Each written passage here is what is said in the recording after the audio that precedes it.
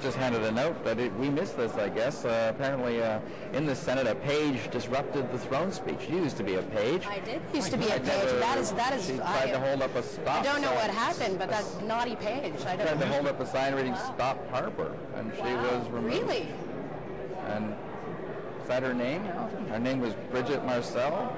Interesting. I've never heard of that before. Have you? Never. No, that you go through a vetting process. You do, and there's some very, very strict rules and nonpartisanship and whatnot, and that I would imagine that. Now, I wasn't in the Senate as a page; I was in the House of Commons, but it's similar rules. But I would imagine that there will be some serious consequences for that. I want to hear firsthand, because if anyone knows about this, it's Robert Fife, our CTV bureau chief down there at the Senate. Bob, what exactly happened here? Well, the 21-year-old graduate of the University of Toronto, Brigitte Marcelle, who has worked in the Senate on Parliament Hill for over a year. She was in the Senate chamber doing her job as a page and held up a "Stop Harper" sign. The shocked looks of everybody, and she was immediately hauled out of the Senate chamber. We're now trying to track her down.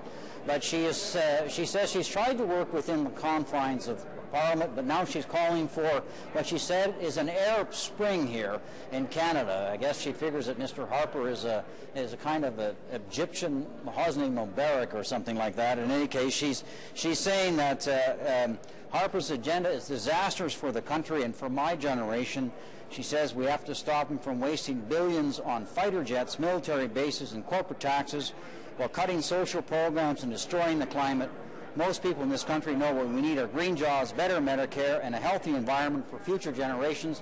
So I'm not sure whether this young woman is a New Democrat or a Liberal, but given the fact that the Liberals have a lot of control here in the upper chamber, I'm assuming she was hired by the Liberals.